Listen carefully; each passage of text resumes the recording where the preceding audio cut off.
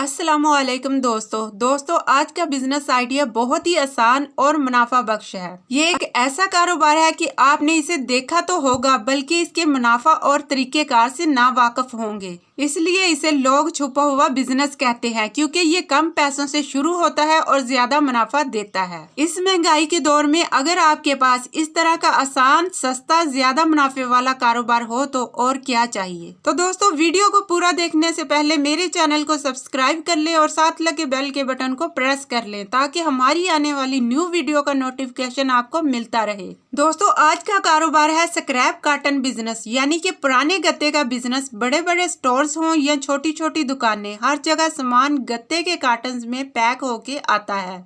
ये कार्टन्स मुख्तलिफ साइज के होते हैं, छोटे, बड़े और दरमियाने। हर तरह के इन गत्तों में ये चीजें कंपनी से पैक होकर आती हैं। स्टोर्स या दुकानों वाले गत्ते से चीजें निकालने के बाद सेल कर देते हैं। आप लोगों ने इनसे यही गत्ता खरीद कर अपना बिजनेस करना है। दोस्तों, इस कारोबार को करने का तरीकेकार ये है कि आपने अच्छी हालत का गत्ता दुकानदारों से खरीदना है। तो दोस्तों, यहाँ मैं आप लोगों को एक जरूरी बात बताती चलूं। अच्छी हालत वाले गत्ते का रेट ज्यादा होता है और कचरा गत्ते का रेट कम होता है। छोटी दुकानों और गाँव देहात से आपको ये गत्ता 16 से 18 किलो के हिसाब से मिल जाएगा, और बड़ी दुकानों या सुपर स्टोर से ये गत्ता आपको 20 से 25 फी किलो के हिसाब से मिलेगा। अगर आप इन दुकानदारों को एडवांस में रकम जमा करवा देंगे तो ये आपके कारोबार का एक फर्स्ट पॉइंट होगा। आइंदा वो आपको ही गत्ता दिया करेंगे। खरीदे हुए गत्ते को स्टोर करने के लिए आप अपने घर के एक कमरे में ही जमा कर सकते हैं, या फिर एक अलग गोदाम लेकर भी रख सकते हैं। जब काफी मकदार में गत्ता स्टोर हो जाए तो आखिरी मरहला आता है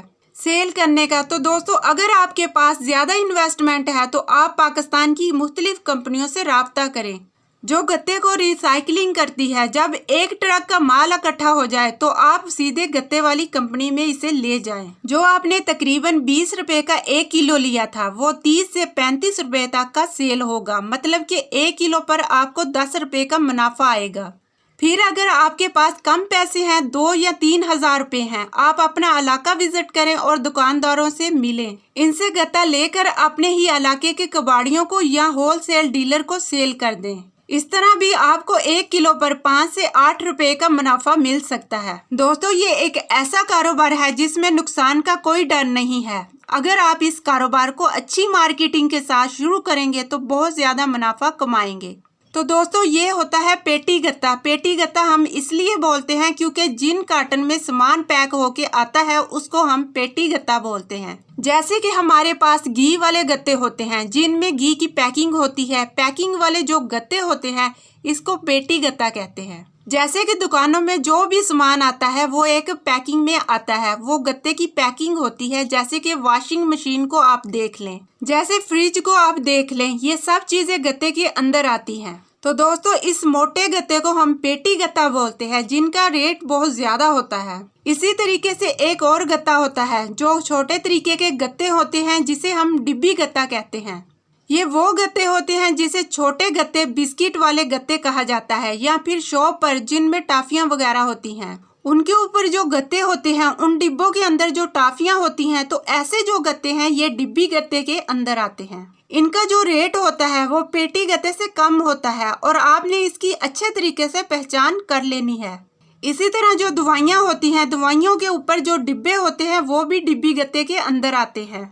तो ऐसे जो छोटे और पतले गत्ते होते हैं वो इसी के अंदर आते हैं। तो इनका रेट थोड़ा सा पेटी गत्ते से कम होता है। इसके बाद आती है रद्दी। रद्दी में ये है कि आपके पास जो कापियां हैं, जो हम बच्चों को लिखने वाली कापियां या दफ्तरी कागज होते हैं, ये आते हैं रद्दी के अंदर। तो इसका जो रेट होता है वो गत्ते से ज्यादा होता है। इस तरह किताब है, इसका भी एक रेट होता है। किताब का जो रेट होता है वो पेपर से कम होता है, लेकिन वो भी एक अच्छा रेट होता है। तो इसी तरीके से तूड़ी गत्ता होता है, तब वो वाला गत्ता जो उसके अंदर से निकलता है।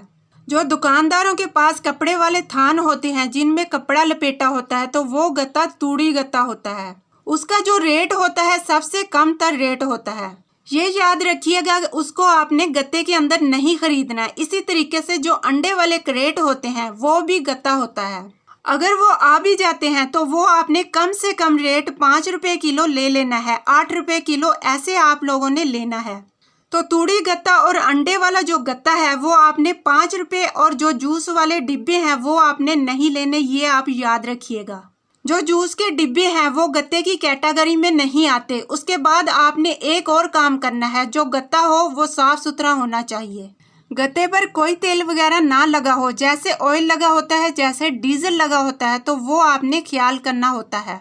वो गत्ते आप लोगों ने नहीं लेने, क्योंकि वो गत्ते एक तो आगे बिकते नहीं हैं, अगर बिकते भी हैं तो वो तूड़ी गत्ते के अंदर जाते हैं, क्योंकि तूड़ी गत्ते का मैंने आप लोगों को पहले भी बताया है। वो आपने 5 रुपये लेने हैं, 4 रुपये, इसमें फी किलो आपने लेने हैं। तो दोस्तों गत्ते के कारोबार में आपने ये ख्याल रखना है। तो उसके बाद आता है समी का। समी का वो शॉपर होता है जो पेट बोतलें होती हैं, जैसे कि कोका कोला, जो भी बोतलें हैं जो 2.25 लीटर की होती हैं, लीटर की होती हैं, उसका जो बंडल बना होता है, जो इसके इर्द गिर्द जो शॉपर होता है, उसको हम लोग समी का कहते हैं। उसका भी रेट बहुत अच्छा होता है। इसी तरीके से जो सीमेंट की बोरियां होती हैं, सीमेंट की वो बोरियां जो कागज नमा हो, जो डीजी सीमेंट की बोरियां हैं, उस तरीके वाली बोरियां भी एक अच्छे रेट पर बिकती हैं। तो दोस्तों ये चीजें आप अपने जहन में बैठा लें। अगर गत्ता आपके पास है, उसको किस तरीके से लेना है। तो दोस्तों गत्ता अगर आता है मिक्स गत्ता, यानी कि उसमें 2-3 पेटी गत्ता भी है, बाकी उसमें कचरा जो डिब्बी गत्ता होता है उसको हम कचरा गत्ता भी कहते हैं। आपने क्या करना है, अगर 2-3 पेटी के गत्ते हैं तो आपने उसे कचरे के गत्ते में ही लेना है। ये नहीं कहना कि पेटी के गत्ते को अलग करो और कचरे को अलग करो, नहीं, ऐसा बिल्कुल भी नहीं करना। दोस्तों मैं आपको एक तरीका बता रही हूँ, आपने उसको मिक्स लेना है, उसको आपने कचरे के रेट में लेना है। ये टिप्स मेरी याद रखिएगा कि गत्ते को कैसे लेना है। अगर वो मिक्स हो तो उसको कचरे के रेट में ही लेना है।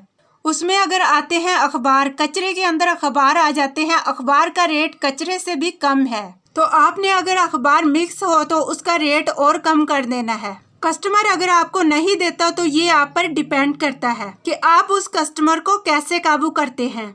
कस्टमर को कहें ये कचरा है, ये गंद है, आगे हम कैसे बेचेंगे। आगे जो डीलर हैं वो एतराज करते हैं, इसमें मट्टी लगी होती है। तो ये कोशिश आपने करनी है कि आपने ग्राहक को काबू में करना है, क्योंकि कस्टमर के पास तो ये तो गंद होता है कस्टमर का, ये याद रखिएगा। दूसरी बात ये है, कोई चीज तोलें तो कांटा बिल्कुल आपने सही रखना है, क्योंकि नाप तोल में गलत ना हो, इसमें स्वाब नहीं मिलता, यानी कि उस काम में बरकत नहीं होती।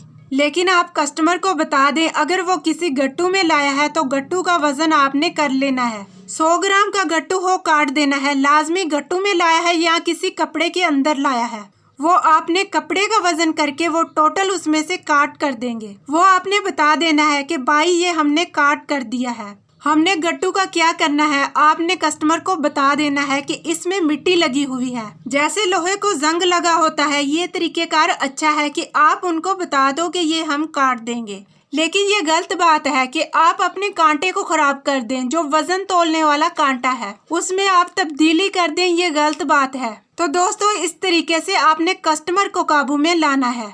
तो दोस्तों आपने कोशिश करनी है, आपने गत्ते को कम से कम रेट में लेना है, ताकि आपके कारोबार में मुनाफा हो सके। लोहे का जो रेट होता है कस्टमर पूरा लेता है, लेकिन आपने गत्ते में से हमेशा बचाना है। उम्मीद करती हूँ आपको जो गत्ते की कैटेगरी है वो समझ में आ गई होगी।